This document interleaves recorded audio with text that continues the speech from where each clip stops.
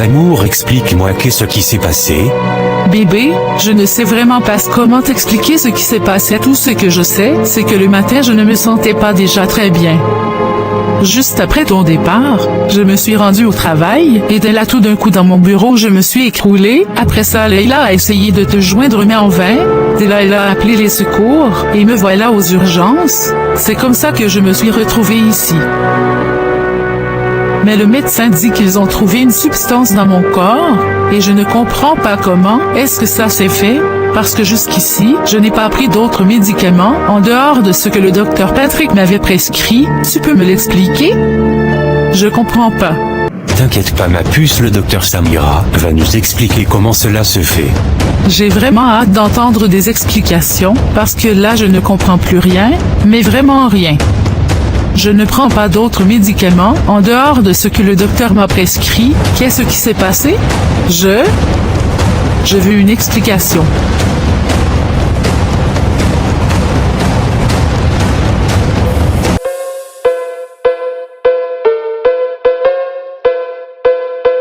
Docteur Samira, me voici, vous avez appelé après moi, qu'est-ce qui se passe?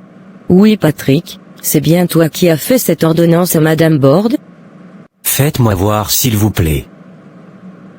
Oui, c'est moi qui lui ai fait cette ordonnance, il y a une semaine de cela, mais je ne comprends pas. Je ne lui ai jamais prescrit ça, c'est pas possible, il y a sûrement une erreur ici. Je comprends pas ce qui se passe. Patrick, c'est bien ta signature et ton nom bien marqué sur l'ordonnance. Oui, bien sûr, c'est bien ma signature, mais je ne lui ai jamais prescrit ça, je suis pas fou. Patrick, si c'est pas toi, c'est qui? Comment se fait-il que ton nom et ton cachet se retrouvent sur l'ordonnance? Comment vas-tu justifier cela? Ceci est une faute médicale très grave, Patrick. Oh mon Dieu, je ne sais pas pourquoi ça m'arrive, mais puisque je vous dis que je ne lui ai jamais prescrit ce médicament. Docteur Samira, quand même, vous n'allez pas me dire que vous doutez de mon professionnalisme. Docteur Samira, ça fait maintenant des années que nous travaillons ensemble dans cet hôpital, et jamais j'ai fait de telles erreurs. Je ne comprends pas, mais une chose est sûre, c'est que je connaîtrai la fin de cette histoire louche. Patrick, je veux bien te croire, mais explique-moi comment est-ce que ton nom se retrouve sur l'ordonnance, c'est ça qui m'intrigue. Docteur Samira, je ne saurais vous expliquer cela, je ne saurais même pas me l'expliquer à moi-même. Patrick, je suis navré, mais tu vas arrêter d'exercer en attendant que cette histoire soit claire. Docteur Samira, vous n'allez pas me faire ça, puisque je vous dis que je ne lui ai pas prescrit ce médicament, je ne ferai jamais une chose pareille, enfin croyez-moi. Je ne sais pas ce qui se passe, j'ai l'impression de rêver, vous n'allez pas me faire ça, docteur Samira. Patrick, tu le sais très bien que tu es comme un fils pour moi, j'ai le devoir de faire cela vu que la faute vient de notre côté. Espérons que monsieur Borde et sa femme n'engagent pas de poursuite. Oui, je vois. Patrick, si vraiment tu n'as pas fait cette ordonnance, tout rentrera dans l'ordre, crois-moi. Tu n'as pas à t'en faire. Mais pour l'instant, il faut que tu quittes le poste.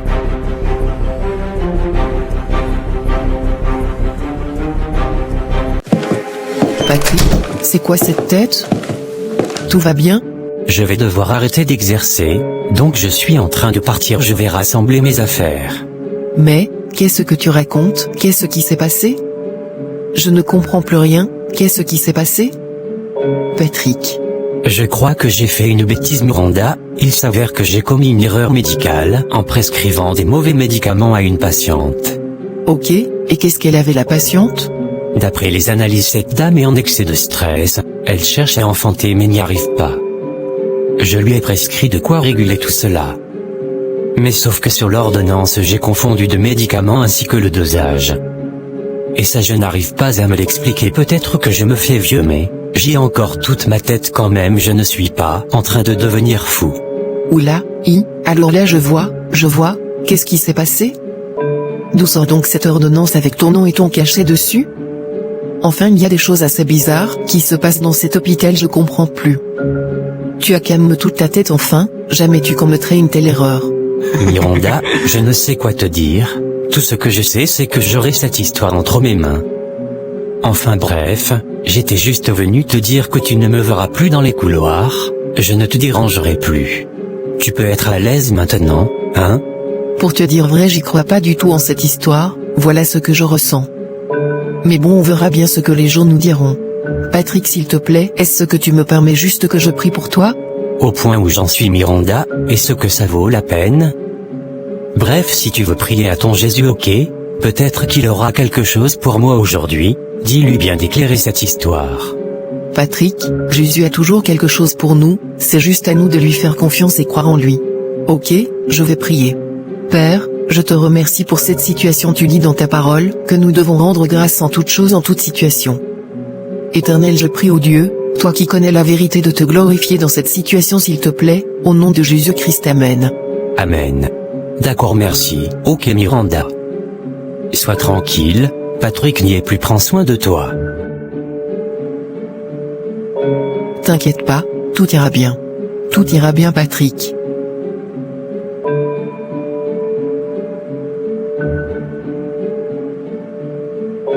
Voilà madame, l'erreur est à nous. Si vous voulez entamer des poursuites, c'est votre droit, vous avez pleinement le droit. Docteur Samira, et vous rendez compte que j'ai failli mourir? Nous sommes sincèrement désolés madame, le docteur Patrick n'exerce plus dans cet hôpital. Docteur Patrick? Oh, non, il est trop gentil ce médecin.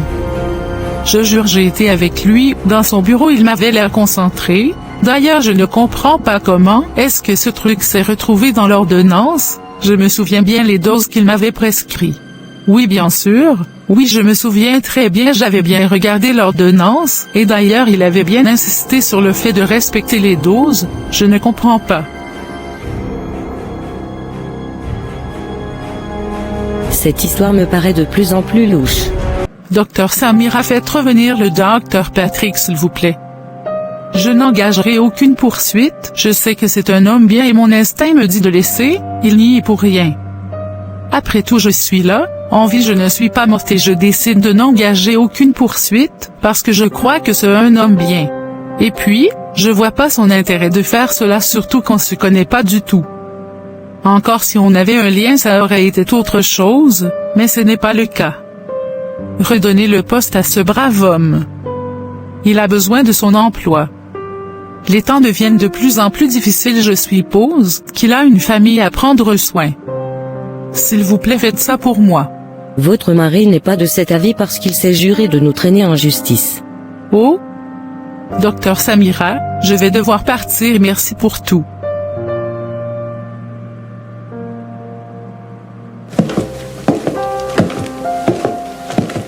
Cette histoire m'intrigue beaucoup. Qui pourrait m'aider à examiner cette ordonnance, surtout les signatures? Qui en veut à Patrick? Au point de falsifier sa signature, c'est assez grave cette situation. Je sais à qui demander ce service, on va tout savoir très prochainement. Ayoub est un expert en imitation de signature. Je vais voir ça.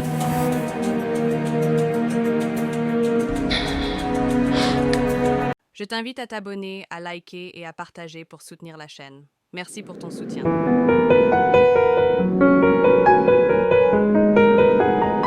Le péché nous a servi au diable. Jean 8 verset 34. En vérité, je vous le dis, leur répliqua Jésus, quiconque se livre au péché est esclave du péché. Le péché est une invention du diable pour saboter nos destinées. Qui est abonné au péché sert le péché, qui sert le péché vénère l'œuvre du diable, et qui vénère l'œuvre du diable est lui-même serviteur du diable. Les péchés c'est attrister le Saint-Esprit. Éphésiens 4 versets 30 à 31, n'attristez pas le Saint-Esprit de Dieu, par lequel vous avez été scellés pour le jour de la rédemption. Que toute amertume, toute animosité, toute colère, toute clameur, toute calomnie, et toute espèce de méchanceté, disparaissent du milieu de vous. Le péché limite l'intervention de Dieu dans nos vies. Romains 8 versets 7 à 8, car l'affection de la chair est inimitié contre Dieu, parce qu'elle ne se soumet pas à la loi de Dieu, et qu'elle ne le peut même pas. Or ceux qui vivent selon la chair ne sauraient plaire à Dieu. Celui dont l'Éternel n'est pas Seigneur, ne peut se reposer sur lui. L'Éternel veut que nous vivions. Jean 17 verset 3. Or, la vie éternelle, c'est qu'ils te connaissent, toi, le seul vrai Dieu, et celui que tu as envoyé, Jésus-Christ. Pour vivre éternellement nous devons nous détacher du péché, car le salaire du péché, c'est la mort, mais le don gratuit de Dieu, c'est la vie éternelle en Jésus-Christ notre Seigneur. Romains 6 verset 23. Le péché est un mandat de perdition, de Pierre 2 verset 20 en effet, si, après s'être retiré des souillures du monde, par la connaissance du Seigneur et Sauveur Jésus-Christ, ils s'y engagent de nouveau et sont vaincus, leur dernière condition est pire que la première. Retenons que le péché paraît pour nous infliger la mort et c'est en cela qu'il est inimitié avec Dieu, car l'Éternel veut que nous prenions conscience de la vie éternelle possible en Jésus par la mort au péché. Ainsi, nous devons obéir pour la justice et respecter les commandements du Seigneur. L'Éternel déteste le péché car le péché nous détruit, nous éloigne de lui, le péché est un mirage d'idéal qui nous écarte de notre destinée. Si Dieu déteste le péché c'est parce que cela empêche ses créatures de devenir ses enfants. Simplement, Dieu déteste ce qui pourrait causer notre chute et offenser son cœur. Ok, on va s'arrêter ici. Que le Seigneur nous donne de demeurer obéissants, pour ne pas perdre la sensibilité spirituelle. Soyez bénis. Alors ma fille, comment vas-tu? Comment était ta journée? Ma journée s'est plutôt bien passée, il y a eu un collègue qui a eu un problème au travail, bon j'ai prié pour lui, j'espère que le Seigneur va se glorifier dans cette histoire qui est assez floue. Miranda, si tu as prié ça signifie que tu as la foi, alors si tu as la foi, tu as cette assurance que le Seigneur va exaucer ta prière. Amen. Frère Roger, je me demande à quel moment le Seigneur va m'envoyer mon mari, moi aussi j'ai déjà envie de me marier, je veux me marier. Les gens ont toujours dit que je n'étais pas bonne pour le mariage, que je n'étais pas une bonne femme à épouser, et maintenant j'ai donné ma vie au Seigneur Jésus. Je veux me marier, je veux aussi avoir mon mari. Miranda, est-ce que tu veux te marier pour plaire aux gens parce que les gens ont dit? Ou bien tu veux te marier parce que tu es convaincu que c'est la volonté de Dieu que tu te maries? Frère Roger, j'ai presque maintenant 30 ans, je veux me marier, c'est normal, c'est de mon âge, j'ai envie de me marier. Est-ce que c'est un crime? Et, ma fille?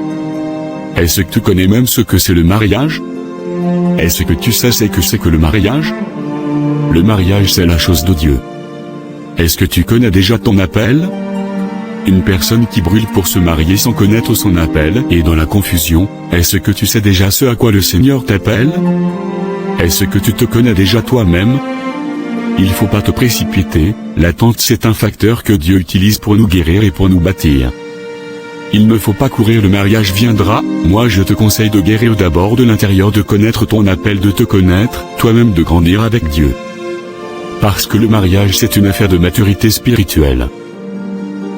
La première chose à faire pour la recherche d'un conjoint, c'est de se connaître soi-même déjà, savoir ce qu'on a à offrir, se connaître spirituellement, connaître ses habitudes. Il y a des personnes qui sont dépensières ou désordonnées, et tout cela tu dois d'abord te connaître pour savoir quel type de personne toi-même tu es, donc ce n'est pas une histoire où tu vas courir, parce que les gens ont dit ou même parce que l'âge est en train d'avancer, on ne se marie pas parce que l'âge est en train d'avancer, on ne se marie pas parce qu'on nous met la pression. On se marie pas parce qu'on voit les autres se marier. On se marie pas, pour le m'as-tu vu? Ça c'est des motifs purement charnels et égoïstes. Tu dois te marier parce que le Seigneur a dit c'est le moment pour toi. Miranda ne me comprend surtout pas mal, je veux ton bonheur, je veux que tu te maries mais s'il te plaît, ne rate pas ce virage, prépare-toi comme il faut, rassure-toi d'être guéri parce que beaucoup de personnes se marient pensant que c'est le mari qui fera le bonheur. Jésus doit d'abord te satisfaire. Jésus doit être ta satisfaction. Parce qu'on rentre dans le mariage avec beaucoup d'attentes et au final on est souvent déçu, parce que, ce qu'on voyait à l'extérieur, ce n'est pas ce qu'on a rencontré à l'intérieur, et si Jésus n'a pas été notre satisfaction, ça va chauffer, donc s'il te plaît, prépare-toi, prends le temps qu'il faut pour cela. S'il te plaît. D'accord frère Roger, j'ai compris. Ok d'accord, bon il est l'heure de rentrer, il faut pas traîner dehors.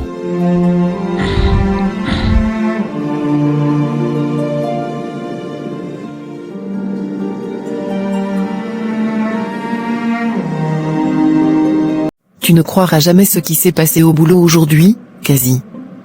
C'est tout simplement incroyable. Je ne comprends pas comment les gens peuvent être si mauvais, si méchants. Ils sont prêts à tout pour arriver à leur fin. Patrick, tu sais, mon collègue, s'est fait virer de son poste, parce que quelqu'un a falsifié sa signature et s'est fait passer pour lui. C'est tellement décevant. Malheureusement, ce monde est rempli d'amertume. Certaines personnes sont prêtes à tout pour atteindre leurs objectifs, même si cela signifie nuire à quelqu'un d'autre. C'est vraiment triste à voir. Mais totalement. Quasi, je me demandais, est-ce que tu as finalement passé les examens, pour savoir pourquoi tu n'arrives pas à tomber enceinte? Non, je n'ai pas encore eu le courage de le faire. J'ai tellement peur qu'il découvre quelque chose de grave, tu sais. Je comprends que tu aies peur, mais tu ne devrais pas laisser la peur dicter tes actions. La peur vient du diable, Cassie. Tu dois te battre contre elle. Si tu veux vraiment avoir un enfant, tu dois affronter tes peurs et faire les examens nécessaires. Et souviens-toi, peu importe ce que tu découvriras, je serai toujours là pour toi, prête à te soutenir quoi qu'il arrive. Sinon, et toi? Comment est-ce que tu vas? Eh bien, en fait, ces temps-ci je suis en train de réfléchir à ma vie personnelle. J'ai réalisé que j'ai aussi envie de me marier, de goûter au bonheur conjugal, comme toi, Cassie. Ah, je vois. Tu penses à ça depuis un moment? Oui, ça me trotte dans la tête depuis un moment maintenant. J'en ai même parlé à mon pasteur. Il m'a dit que c'est Dieu qui donne le mariage, il faut pas que je sois pressé, Dieu me donnera un mari au moment opportun. Tu sais, je veux vraiment que ce soit la volonté de Dieu dans ma vie. J'attends que Dieu m'envoie un homme selon son cœur, quelqu'un avec qui je pourrais partager ma vie et qui serait un compagnon fidèle et aimant. Ne t'en fais pas, Miranda. Je suis sûre que Dieu a déjà prévu quelqu'un de spécial pour toi. Je n'ai aucun doute là-dessus. Tu es une personne incroyable, et tu mérites le bonheur autant que n'importe qui d'autre. Merci, Cassie. Tes paroles me réconfortent vraiment.